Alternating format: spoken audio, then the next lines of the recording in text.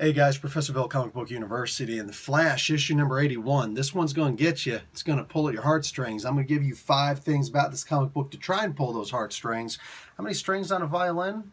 Anyway, guys, let's get talking about this. So, we got Death in the Speed Force, the conclusion. Joshua Williamson is the writer. Scott Collins is the artist. Luis Guerrero is on colors. Steve Wands on letters. Rafa Sandoval and Jordi Tarragona on Tomio More on cover. And Guillem March on the variant cover. So, yeah, this one was kind of messed up. Let's talk about number 1 on this list.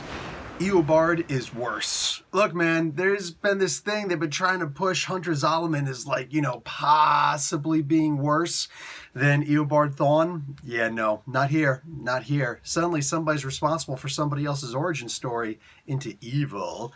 And the best way to do this is to really make them relatable to somebody else. It's weird that this character, that Eobard is actually kind of the person responsible for both the Flash and Eobard, considering that these two aren't really natural enemies. You're talking about Wally West, if that's the case. Anyway, let's jump right into number 2 on this list, the changed origins. Dude, Hunter Zolomon having to resolve the idea that he owes his current existence into evil to Eobard is really wicked. Nah, there's just... Nobody can say that they saw this coming. Nobody can say that. Jeff Johns can't say that he saw this coming. There's just no way, all right? Watch, Jeff Johns is going to be like, no, it's true, it's true. Take off his Green Lantern hat and put on the Flash hat. Listen, man, actually what really happened was, because that is sick. Joshua Williamson just tore it up with this one, dude.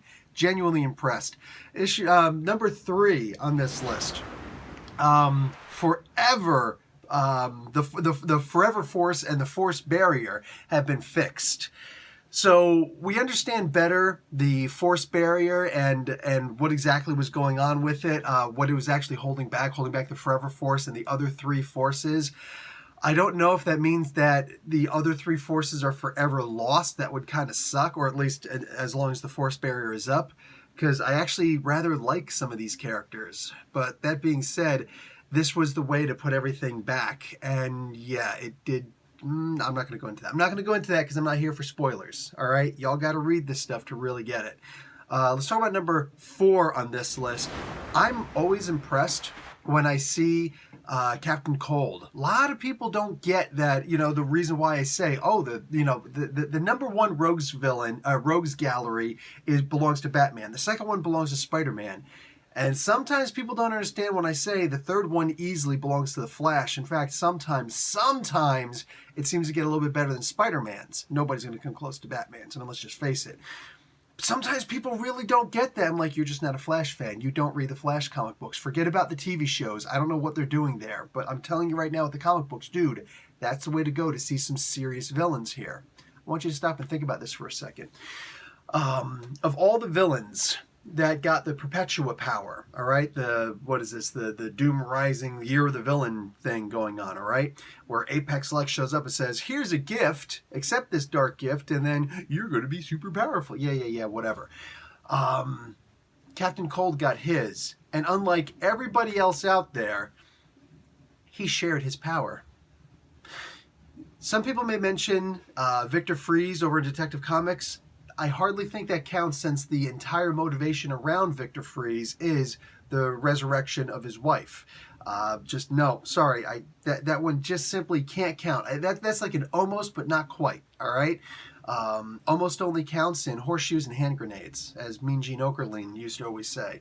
Okerlund. Anyway, for me, I feel like this is very much like the Captain Marvel story, the Shazam story, right? The original Captain Marvel, until DC decided to screw them over. But the point is that, seeing Captain Cold, instead of like all the other villains like, ooh, ultimate power, it's mine, I'm going to beat up my bad guys and take over the world now. No, Captain Cold's like, what's the use of great power if you're not going to share it? Exactly like Billy Batson would say. Y'all gotta give them credit for that, man. This is why I say, Rogues Gallery, Flash. Finally, let's talk about number 5 in this lesson. It's kind of a double thing. The redemption, somewhat, of Hunter Zolomon. But that's got to be coupled with the only complaint I have about not just this comic book, but the entire run. It's rushed. It's something I've been saying realistically about DC ever since Rebirth. It's rushed. There are too many parts that just seem broken and busted, and it's like, dude, what are you doing with this? This right here is a story that should have been told over like this could have been an event that led to the redemption of, that's like an almost quote, the redemption of Hunter Zolomon, dude. This was a beautiful story. And like this has been going back since pre-Flash War, right? The Flash War was supposed to be this big thing that just kind of flopped. And even longtime Flash fans are like, yeah, it was okay. It was okay. And it was more about the idea of, I don't want there to be a bad Flash story. You know what I'm saying?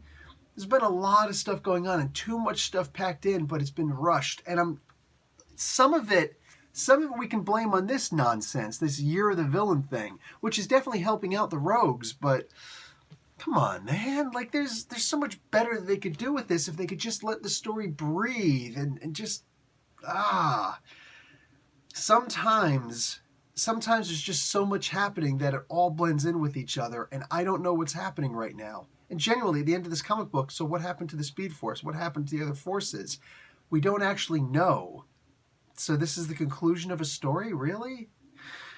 This is a great comic book. It really is. But the only thing, in my opinion, that's stopping it from just reaching that level where it's like, dude, scream on the streets, y'all need to be reading this comic book, bruh, is the idea that it's going too fast.